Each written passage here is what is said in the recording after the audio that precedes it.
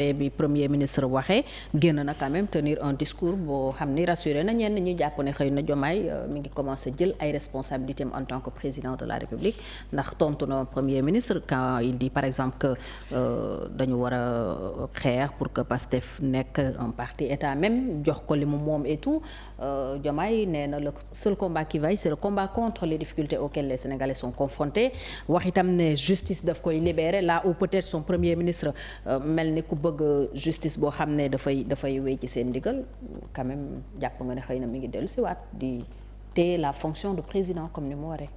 taxaw na fii de ne justice bi dañu war def pression si moom nañ def pression si magistrat. il s'est rattrapé nee na justice dañ ko war a libérer. taxaw na fii wax ko léegi ban la ñuy gëm. a jàppal li mu mujjee wax rek. déet Diomaye bu ko arrangé mu ne magistrature lañ def pression si ñoom bu toogaatee ba mu neex mu ne on va libérer la magistrature léegi ñun ban Diomaye la ñuy gëm. nit da nga wax benn wax et puis li ngay wax nga gëm ko quelle que soit la personne bu toog sa kanam bëgg lu neex Ousmane Sonko dong moo tax mu naan que on va ak lu neex waa Pastef moo tax mu doon naan dañuy def pression sur la magistrature. magistrature kenn mënul def pression si ñoom mën nga nag wax seen xalaat si ñoom man mii am naa problème ak may procureur wax ka sama xalaat mais terewul je reconnais que ni magistrature kenn mënul def pression si ñoom. parce que nag am na ay prérogatives yu leen constitution bi jox nangu nañ ko. mais nag terewul nag bu ñu waree xeex ak ñoom politiquement dañuy xeex ak ñoom politiquement wala bu ñu sentir ni jëng nañ dañ leen koy wax mais nag terewul respecté nañ leen fan la teg ne magistrature les magistrats on va faire pression sur la magistrature teg ko fen c'est jeter le discrédit sur la magistrature. premier ministre am fii la taxaw traité la cour suprême de corrompu Diomaye dafa def da ko corriger loolu premier ministre bu ko wax Sénégal président de la République dàq la. ku premier ministre Macky Sall bu ko waxoon Macky Sall doo fanaan ku ko wax si ay magistrat jamonoy Macky Sall premier ministre bu waxoon parole bu mel noonu propos bu mel noonu doo fanaan da lay limogé Ousmane Sonko wax na ko fii la magistrature wax ko conseil constitutionnel pour des questions yoo xam ni boppam dong la mooy. ay questions jeex na sa prochaine candidature mu wax ko fii quelles sont les mesures que Diomaye a prises à son encontre aucune mesure dafa noppi. te loolu moom li mu xamul mooy Diomaye ci boppam moom magistrat la parce que moom mooy présider le conseil supérieur de la magistrature ku ne magistrat dañoo corrompu kay boole nga si Diomaye magistrat la xamoo loolu dadul àtte rek voilà alors kon de ce fait man dama considérer que ni li nga xam ne yaa ngi koy dégg ci moom ñii di ko bañal légitimité am waa coalition Diomaye di xataraay naan lan moo tax ñu leen koy wax ba ñuy li ma lay wax nii ba Diomaye taxawee fii naan ay Ousmane Sonko xoolal sama siège bi kenn xamul boobu coalition Diomaye fan lañ nekkoon il devrait rappeler Diomaye à l'ordre xamal ko ne ko fi nga jëm baaxul tu ne peux pas remettre en question comme ça mais ces principes-là qui sont sacro-saints le président de la République au-dessus de toute considération politique nekkatoo Diomaye pastéfien léegi tu es le président. te dañ ko nangul ñun. oui looloo tax d'ailleurs mu démissionné ci responsabilité. mais dañ ko nangul ñun ci Pastef. xam nga li ma la wax. ba pare aussi gis nga Diomaye il faut que muy sanctionner président de la République day sanctionner. pour yow dafa waroon dàq Ousmane Sonko Diomaye da ko dàq depuis très longtemps. mais nee na xaritam la. amul benn conflit seen diggante. xam nga. coow li jeex na. xam nga d'abord pour te dire lu tax mu dàq ko benn raison rek man laa jàpp ne Ousmane Sonko Diomaye da ko war dàq. man dama jàpp ni nit ki bu ngeen dee liggéey mission bi nga ko jox moom ci boppam toog Ousmane Sonko moo toog conseil des ministres tiim ay ministres ak ay DG wam ne leen yéen ñëpp gisuma benn résultat bu ngeen fi def. waaw profil yi am na yu si méngoowul ak. poste yi waaw daanaka wala loolu wax ko daanaka.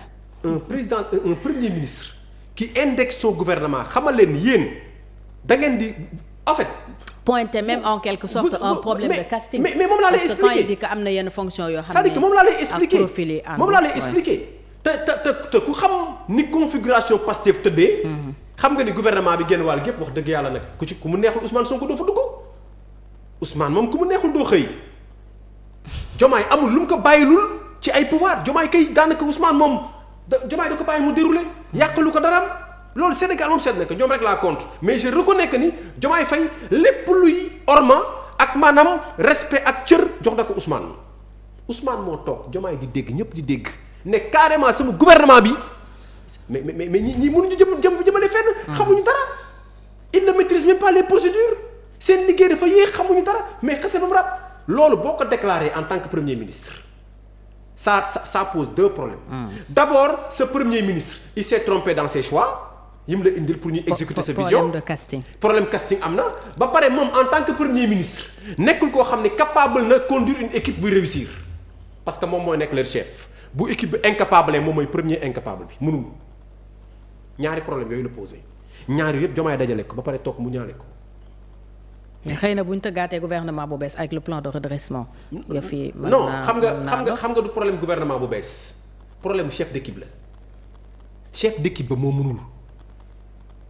xam nga beaucoup de Sénégalais ne vont pas aimer ce que je vais dire mais Ousmane Sonko est incompétent mënul yor réew incompétent la def mënul yor réew mënul diriger gouvernement mënul diriger ministère mënul diriger sax quartier Ziguinchor gii bañ nga ko joxee nekk na ba jóge fa wax ma réalisation Ousmane Sonko monnaie la leen fa dig monnaie locale ba tey jii may xajoon nii monnaie locale bi judduwul te ne kooku day nekk premier ministre réussir koo xam ne en tant que maire tu ne peux rien faire.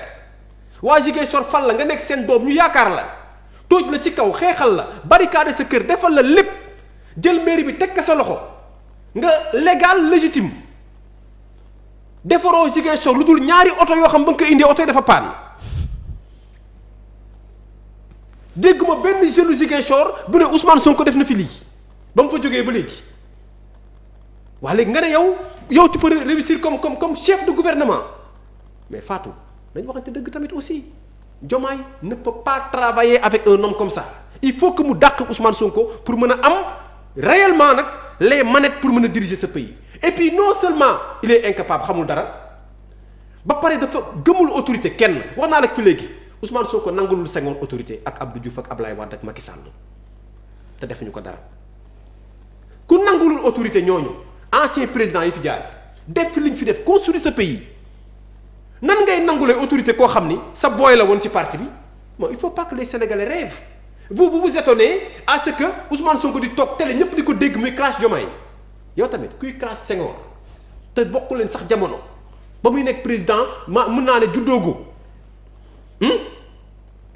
wax ma yow Ousmane Sonko ban autorité la nangu ici au Sénégal wala à l'extérieur fu mu dem ba ci Turquie bii lewal kanam rek xamal ni il est dans des problèmes moo tax mu dem fa naan ko on a besoin xaw ma instamment xaw ma ban quel est le terme sax qu'il a utilisé de votre aide de votre appui financier parce que boobu dafa sonn soxla na xam nañ fi mu toll yëf yaa ngi ko xoj fii te fin du mois ngi ñëw buñ ko dimbali wulee mu yàqu fii la toog amul lu mu yàqul Erdogan Ousmane Sonko du nit kuy nangu autorité nit gisuma ku mu nangul ku dul boppam te loolu la inculqué ñoom Guy Marius Sagna nii.